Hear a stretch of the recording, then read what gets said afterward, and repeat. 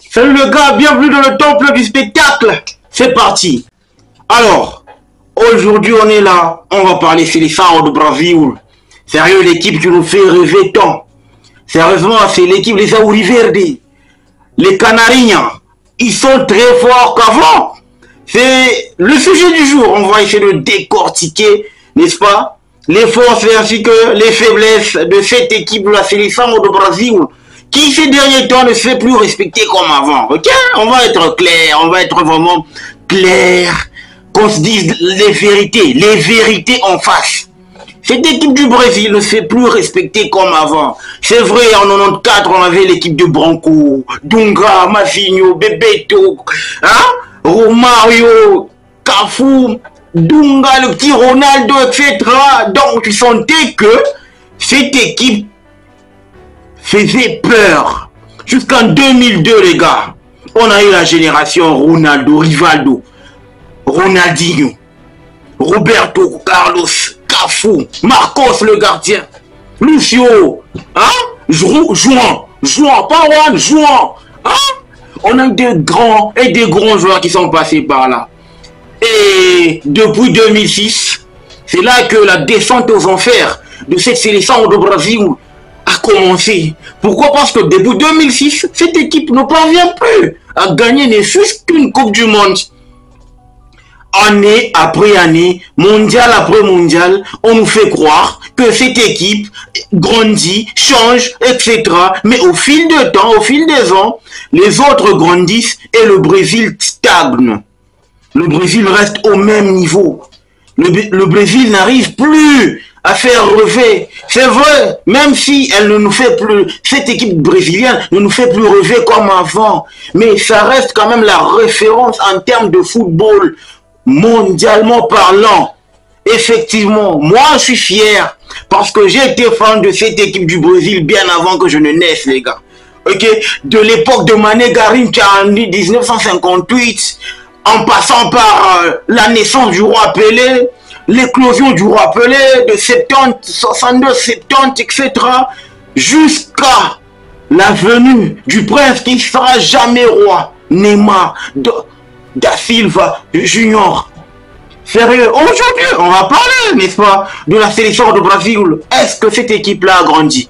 Est-ce que cette équipe-là est maintenant plus forte après la débâcle? Ou on peut dire les débâcles lors du mondial 2014, 2018, ainsi que celle qui s'est passée récemment, qui s'est déroulée récemment, n'est-ce pas, au Qatar. Le Brésil s'est fait sortir, ridiculement parlant, face à la petite Croatie, qui a été chicotée, giflée de fort belle manière par les Argentins. J'aurais aimé voir une demi-finale opposant l'Argentine face au Soudan, mais malheureusement, ce qui s'était passé, oh ouais, enfin, il y a eu ce qu'il y a eu. Mais aujourd'hui, en termes de fans, n'est-ce pas, de cette équipe de la sélection du Brésil, aujourd'hui on va parler du nouveau Messi. On nous parle tantôt de Carlo Ancelotti et on dit que le gars il va venir après 2020, 23 après cette saison en cours. C'est pas encore officiel parce que moi je me source sur la page officielle d'un certain Fabrizio Romano. Il a dit qu'ils vont parler pour que les choses soient claires après cette saison. Mais je n'ai pas encore vu le Here We Go. Ok? Alors, je vais me pencher sur le coach actuel, Diniz, qui vient de Fluminense. Sérieux, ce coach, il a été décrié au début de sa carrière. Parce que tout le monde ne voyait pas sa vision de jeu. Tout le monde ne croyait pas en son projet. Jusqu'à ce qu'il ait clos avec l'équipe de Fluminense. Aujourd'hui, ils vont atteindre la finale de la Libertadores, qui est l'équivalent de l'UEFA Champions League, n'est-ce pas, en Europe, en Amérique latine. Ok, j'y arrive. Fernando Diniz, il arrive. Qu'est-ce qu'il fait? Il étudie d'abord les échecs de son prédécesseur, Ketité. Ok? Il a étudié les failles, il a étudié les faiblesses de ce dernier. Pourquoi? Parce que ce dernier sont têtés avec son système, sont têtés avec des joueurs qui ne correspondaient pas au système, qui ne correspondaient pas au jeu du football brésilien. C'est vrai, ils sont brésiliens, mais ils ne correspondaient pas du tout à une équipe qui pouvait rivaliser ou gagner la Coupe du Monde. Ok? Il arrive, Diniz, il arrive. La première des choses, il intronise Casemiro comme étant le nouveau capitaine. Il n'y aura plus de capitanat tournant. C'est fini tout ça. C'est vrai, cette situation, moi, ça m'a perturbé. Depuis la deuxième apparition encore, la deuxième signature de Dunga comme étant le futur sélectionneur de l'équipe de la sélection du Brésil, je n'ai jamais aimé ce capitanat rotatif là. Ok, tantôt c'est Neymar, c'est Thiago Silva, c'est Marquinhos, etc.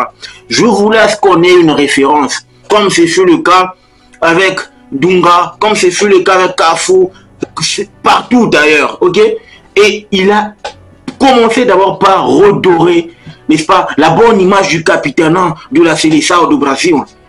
Casemiro est dorénavant le nouveau capitaine du Brésil.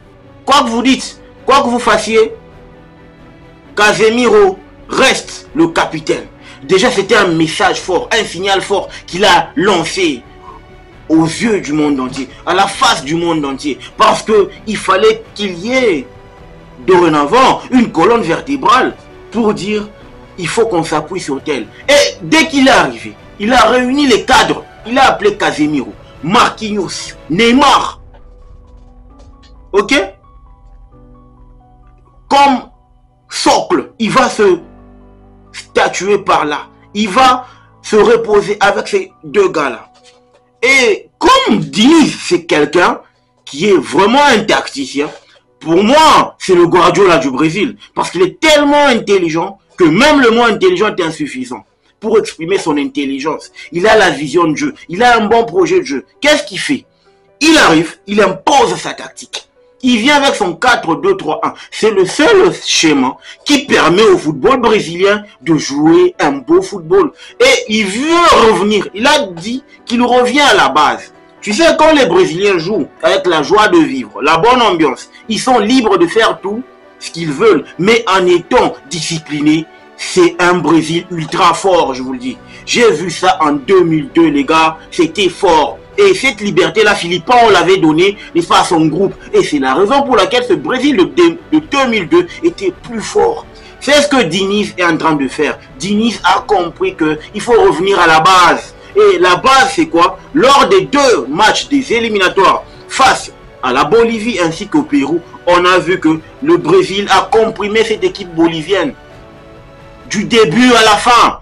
Et on a vu qu'il y avait un certain Neymar qui jouait en 10, en meneur de jeu, libre, mais qui était servi par ses coéquipiers. Et on sentait que le Brésil, avec Neymar en électron libre, c'était un Brésil ultra fort. C'était un Brésil qui savait, n'est-ce pas, se créer des espaces, des occasions. Et quand tu regardes la manière avec laquelle le Brésil a complètement décimé l'équipe bolivienne, tu sens que la patte Diniz veut à ce que la construction commence au début jusqu'à construire et à avoir des phases offensives pour permettre aux ailiers de bien trouver les attaquants, de bien se trouver au fait avec de la connectivité. J'ai aimé le match, j'ai aimé l'intégration de Rodrigo. Rodrigo, quand il est sur le flanc gauche, c'est un autre Rodrigo que celui qui est sur le flanc droit. Qu'on se le dise, moi je l'ai connu à Santos. À Santos, il jouait toujours comme étant soit un avant-centre près d'un attaquant, soit il décalait toujours du côté gauche. Et c'est ce qui fait sa force. Et regardez, il pénètre facilement les défenses et ça permet à ce que cette équipe du Brésil soit beaucoup plus fluide en regardant. On a vu que c'était du joga bonito. Le joga bonito. Et on l'a vu, ils ont récidivé cela face au Pérou. Le match était ultra serré, mais le Brésil se trouvait les occasions. L'effectif aujourd'hui, l'équipe du Brésil, le coach quand il est venu, il a essayé d'apporter une concurrence féroce. Alisson, le gardien numéro 1, n'a pas joué ces deux derniers matchs. Les deux premiers matchs des éliminatoires pour la Coupe du Monde, Amérique et Mexique, Canada 2026. Ils n'ont pas fait ça. Ça prouve que le gars, il est en train de il est en train d'asseoir quelque chose. Il est en train de construire quelque chose qui va être la force du Brésil. Sérieux, je pense qu'il a appris des erreurs de ses prédécesseurs. Parce que dès lors qu'il apprend cela, c'est mort.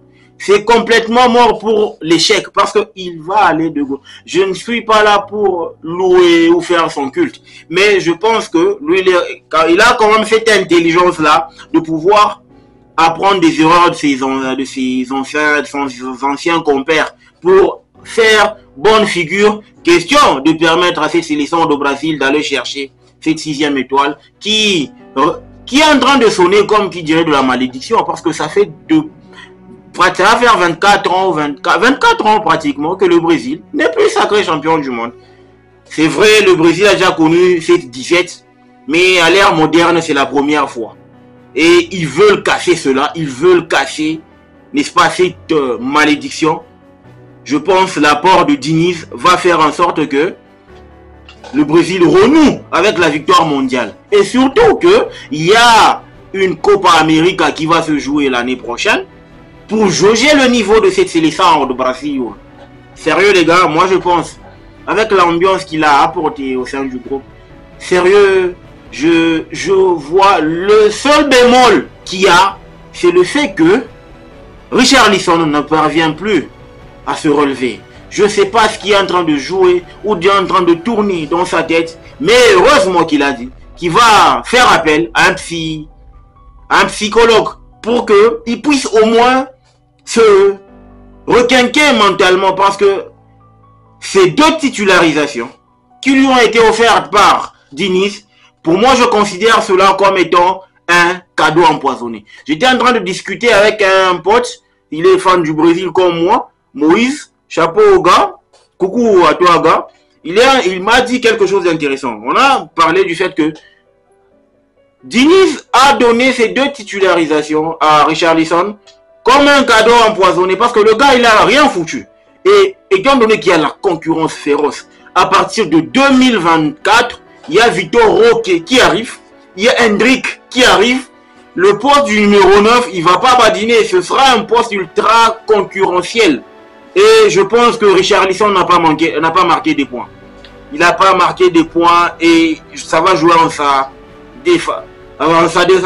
défaveur parce que vous imaginez, Alisson n'a pas joué, c'est Ederson qui a gardé les cages. Il y a Caio Henrique qui fait son apparition, qui n'a pas encore été testé avec l'équipe du Brésil. Au milieu, enfin le Brésil a un bon milieu qui maîtrise la possession de balle. En tout cas, si on avait utilisé ce milieu-là, le Brésil ferait une autre Coupe du Monde. Bruno Guimaraes. Non mais ce gars c'est un joyau, c'est un joyau. Pour moi, je préfère pas que Paqueta soit titulaire au milieu. Je préfère que Bruno Guimaraes joue avec Joelinton. Ces deux-là, ils font la bonne paire à Newcastle. Et c'est la force, la colonne vertébrale, le noyau du milieu de Newcastle. Bruno Guimaraes. Je pense, c'est ce qui fait la force de cette sélection de Brésil. Sérieux, moi je pense que Diniz, c'est un entraîneur qui vient avec ses idées. Et je pense que le Brésil, il est beaucoup plus complet actuellement que lors de la Coupe du Monde 2018, 2022. Et ça se voit sur le terrain, le déploiement du jeu, les phases transitoires, la construction, l'ambiance, l'animation offensive, le repli défensif. Donc tout ça, tu vois que c'est un Brésil organisé et sérieux. Donc les gars, dites-moi ce que vous en pensez en commentaire. Est-ce que vous aussi, vous pensez que Diniz a apporté un certain équilibre au sein de cette équipe du Brésil pour faire du Brésil, de la Cararinha, des Auriverdes, la meilleure équipe du monde? Like, partage et abonne-toi à la chaîne. Le football mérite d'être vécu. Ciao!